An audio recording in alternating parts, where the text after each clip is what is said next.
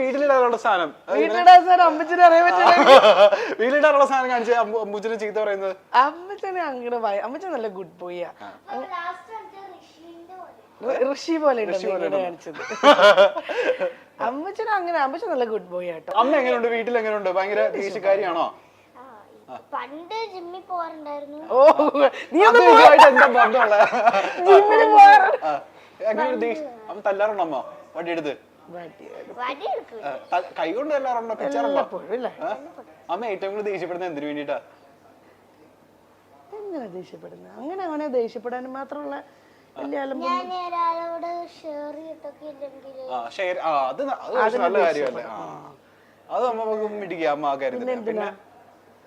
പിന്നെ അമ്മ പോട്ടെ, അമ്മയുടെ ഏറ്റവും ഇഷ്ടപ്പെട്ട സംഭവം എന്താ? ക്വാളിറ്റി എന്താ? അമ്മയെ പൊന്നെ എന്തുകൊണ്ടാ ഇഷ്ടം? അത് അമ്മയുടെ മോനായിട്ട് ജനിച്ചോണ്ടാന്ന്. അടിപൊളി. പിന്നെ പിന്നൊന്നുമില്ല. അമ്മയുടെ ഒട്ടും ഇഷ്ടമില്ലാത്ത കാര്യം എന്താ? ദേഷ്യപ്പെടുത്തായിരിക്കും. അമ്മ എപ്പോഴും ദേഷ്യപ്പെടുവോ? ഇടയ്ക്ക് ഭയങ്കരയാണോ അമ്മ? പാവണോ? ഞാൻ ഈ കുരുത്തക്കേടൊക്കെ കാണിപ്പോ അമ്മ ഞാനത് ചെയ്യാതിരിക്കാൻ വേണ്ടി അമ്മയെ ഇപ്പുറത്ത് വന്നിക്കോ, ചേട്ടൻ കിട്ടുന്നില്ലെന്ന് നിന്നെ. അങ്ങനെയൊക്കെയാണ് കാര്യങ്ങൾ. ഇപ്പൊ എത്രാം ക്ലാസ്സിൽ പഠിക്കുന്നത്? ഇവിടെ ഒന്നോ എത്രാം ക്ലാസ്സിൽ പഠിക്കുന്നത്? ഒന്നിലാവാൻ പോകുന്നു. ഏത് സ്കൂളാ? ഏത് സ്കൂളിലാ? നൈപുണ്യയിലല്ലേ?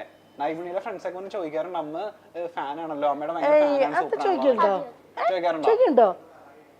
അമ്മയുടെ ഫാൻ ആണെന്നൊക്കെ പറയാറുണ്ടോ?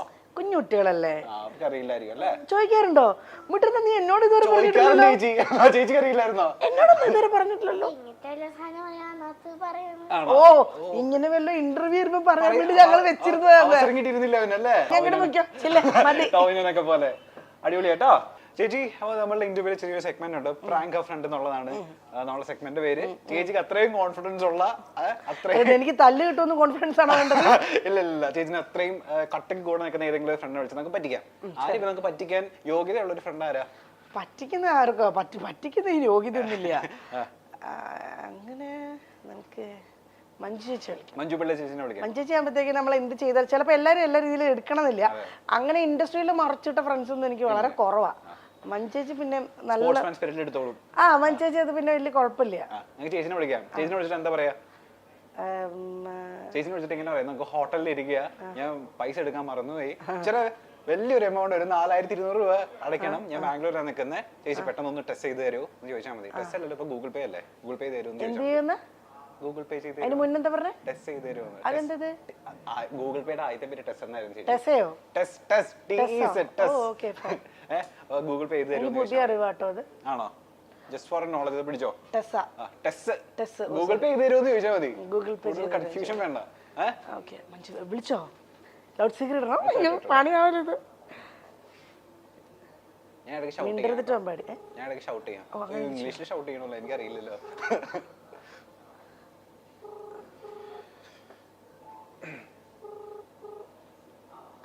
മഞ്ജു ചേച്ചിയാണോ? ജ്യോതി ചേച്ചിയാണോ? മഞ്ജു ചേച്ചിയാണോ? ആ മഞ്ജു ചേച്ചിയാ? മഞ്ജു ചേച്ചി, ഞാനൊരു അത്യാവശ്യമായിട്ടാ വിളിക്കുന്നത്. ഞാനേ ഇവിടെ ഒരു റെസ്റ്റോറന്റില്. ഇതോ എന്റെ ഫോൺ സ്വിച്ച് ഓഫ് ആയി പോയെന്നേ. ഇവിടുത്തെ സ്റ്റാഫിന്റെ നമ്പറിൽ നിന്നാണ് വിളിക്കുന്നത്. എന്താ വെച്ചാല്, അതായത് ഞാനിവിടെ ഒരു റെസ്റ്റോറന്റിൽ വന്നതാ. അപ്പോൾ എൻ്റെ കയ്യിൽ കാശ് കൊടുക്കാൻ വേണ്ടിയിട്ട് ഞാൻ നോക്കിയപ്പോഴത്തേക്കിനും എൻ്റെ ഫോൺ സ്വിച്ച് ഓഫ് ആയി പോയി, കയ്യിൽ ക്യാഷും ഇല്ല. അതിന് ഞാൻ അവരോട് ഇല്ല, ഞാൻ കാശ് എടുക്കാതെ വന്നു. 4250 രൂപ ബില്ലും വന്നു. എനിക്കാണെങ്കിൽ ഞാൻ അവരോട് പറഞ്ഞു എൻ്റെ ഫോൺ ഒന്ന് റീചാർജ് ചെയ്താൽ മതി, ഞാൻ ഗൂഗിൾ പേ ചെയ്തു തരാം. അപ്പോൾ അവന്മാർ പറയുന്നത് ചാർജർ ഇല്ല, ഇതൊക്കെ അറിയാതെയാണോ വന്നതെന്ന് പറഞ്ഞ് ഭയങ്കര സീൻ. ഒരുത്തനൊരു മാനേജർ ഒരുത്തൻ വന്നിരുന്നിട്ട് കടന്ന് കൊണ്ടിരിക്കുക. ഇവിടുത്തെ ഒരു സ്റ്റാഫാണ്. ഏയ് മലയാളിയല്ല എടി, അതല്ല ചേച്ചി, ഞാനൊന്ന് പറഞ്ഞോട്ടെ.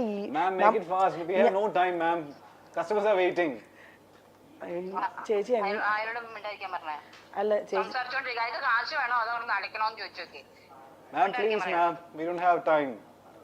ഒരു മിനിറ്റ്, ഒറ്റ minute, 1 minute please. We don't know Malayalam, ma'am. 1 minute, please. 1 minute. It's already taking your time, 15 1 more than minute, 15 minutes. please. 1 minute. ഒരു മിനിറ്റ് പ്ലീസ്. ചേച്ചി എന്താ ചെയ്യോ? ഞാൻ ഇവിടുത്തെ നമ്പർ തരട്ടെ, ഇതിലേക്ക് എനിക്കൊരു ഗൂഗിൾ പേ ചെയ്യോ, അങ്ങനെ എന്തെങ്കിലും ചെയ്യോ? അല്ലെങ്കിൽ ഞാൻ ഇവിടെ നാട്ടിലല്ലെന്നേ ഉള്ളത്, ഞാൻ ബാംഗ്ലൂർ, അതാ പ്രശ്നം. ആന്നേ, ഞാനൊരു മോനുമായിട്ട് വന്നത്, അമ്പാടിയും കൂടെ ഉണ്ട്. അതല്ലേ മലയാളി. 4250 രൂപ വേണം. എന്നെ ഇവന്മാര് പറയാൻ ഇവിടെ പാത്രമൊക്കെ കഴുകിട്ട് പോയാൽ മതി.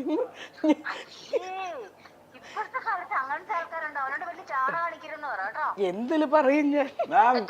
4250.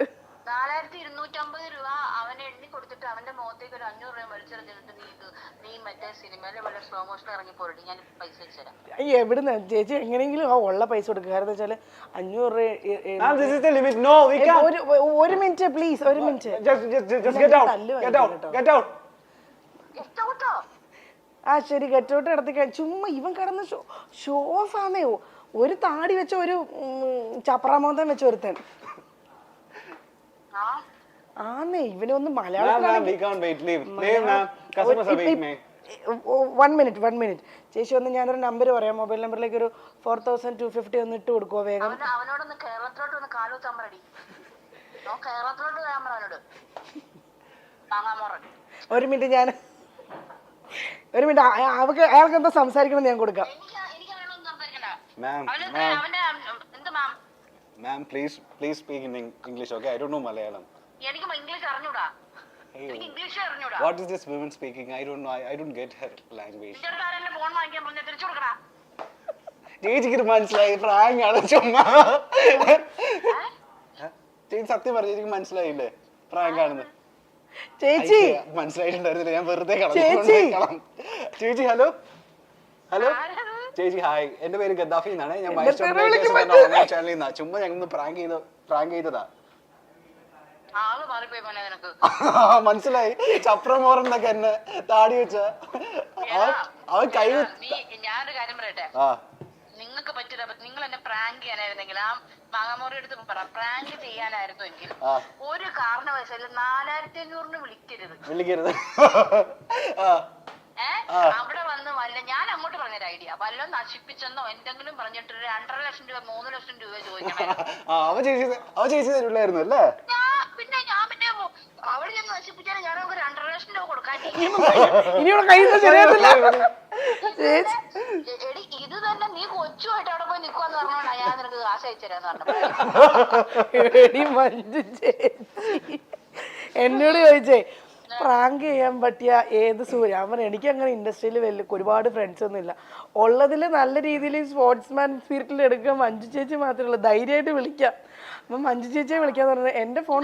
ഇത് വിശ്വസിക്കാൻ എന്താണെന്നറിയാം, 4200 രൂപ എന്ന് പറയുമ്പോ നമ്മള് വിശ്വസിക്കും. 4200 രൂപ പിന്നെ കുഞ്ഞുമായിട്ട് പോയി നിൽക്കുമല്ലേ, അത്ര വലിയ എമൗണ്ട് അല്ലല്ലോ. നമുക്കിപ്പോ 4200 രൂപ ഈസി ആയിട്ട് അയച്ചു കൊടുക്കാവുന്നല്ലേ ഉള്ളൂ. നിന്നോടല്ല 4000, അത് 4,02,000. അടുത്ത വട്ടത്തെ പ്രാങ്കിലാണ്.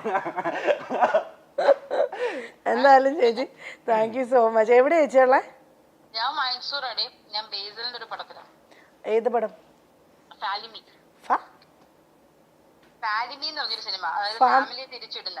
ഫാലിമി. നിങ്ങൾ ഹോമും ഫാമിലി കുടുംബം ഇത് മാത്രമേ ചെയ്യൂ? അതെ അതെ. ഞാൻ ഇന്ന് ബേസിൽ പറയുമായിരുന്നു, ഞാൻ സിനിമയിൽ അഭിനയിക്കണമെങ്കിൽ എനിക്കൊരു ഭർത്താവും ഒരു അപ്പനും ഒരു അച്ഛനും 2 ആൺപിള്ളേരും നിർബന്ധമാണ്. ചേച്ചി അഭിനയിക്കണമെങ്കിൽ ഇതിലങ്ങനെയാ ബേസ്. 2 പിള്ളേര്, ആൺപിള്ളേരും ഹോം പോലെ തന്നെ. ആണല്ലേ? Okay okay. എന്നാ തിരിച്ചു വരുന്നേ?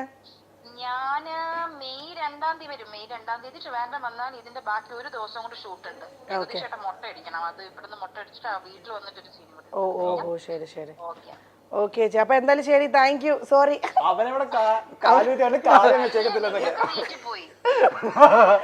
എനിക്കാണെങ്കിൽ തുടങ്ങിയപ്പോ മുതൽ ചിരിയും വരുന്നുണ്ട്. ബപ്പ പേടിക്കാ ഞാൻ. എന്താ പറയണ്ടെന്ന് അറിയാൻ വേണ്ടി. എനിക്ക് ദേഷ്യം വന്നെന്തോ, കൊച്ചിനെയും പിടിച്ചു വെച്ച് അവന് കൊടുക്കാമെന്ന് പറഞ്ഞിട്ട് അവൻ കിടന്നോട്ട് അങ്ങോട്ട് കൊരയ്ക്കുവാ.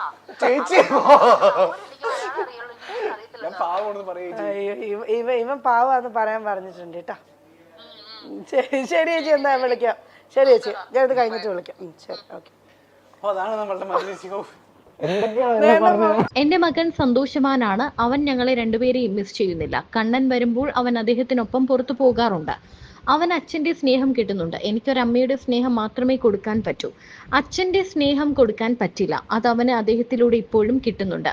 ഞങ്ങൾ തമ്മിലുള്ള പ്രശ്നം അത് ഞങ്ങൾ തമ്മിലുള്ള പ്രശ്നം മാത്രമാണ്. എല്ലാവരുടെയും ജീവിതത്തിൽ എല്ലാ കാര്യത്തിനും അതുപോലൊരു ഫുൾ സ്റ്റോപ്പ് ഉണ്ടായിരിക്കും. അതുപോലൊരു ഫുൾ സ്റ്റോപ്പ് ഇക്കാര്യത്തിലും ഉണ്ടാകും. അതങ്ങനെയാണ് എന്നുള്ളത് വൈകാതെ അറിയിക്കും. അദ്ദേഹത്തിന്റെ പോസ്റ്റ് ഞാനും കണ്ടിരുന്നു. അതിനുള്ള എല്ലാ അവകാശവും അദ്ദേഹത്തിനുണ്ട്. മറ്റൊരു സ്ത്രീയാണ് അദ്ദേഹത്തിന് ശരിയായി തോന്നുന്നതെങ്കിൽ ഞാൻ എന്ത് പറയാനാണ്? നേരത്തെയൊക്കെ ഇങ്ങനെ ചോദിക്കുമ്പോൾ ഒരു ബുദ്ധിമുട്ട് വരും. എനിക്കൊരു മകനുണ്ട്. അവന്റെ കാര്യങ്ങൾ നോക്കി നടത്തണം. പ്രൊഫഷനായി മുന്നോട്ട് പോകണം. ബിഗ് ബോസ് ദാമ്പത്യ ജീവിതത്തെ ബാധിച്ചു എന്ന തരത്തിലുള്ള വാർത്തകളും വീണ നിഷേധിച്ചു. ഒരു ഷോ കാരണം ഒന്നും തകരുന്നതല്ല കുടുംബം. അത് കുറേ നാളുകളായുള്ള യാത്രകൾ കൊണ്ട് സംഭവിക്കുന്നതാണ്.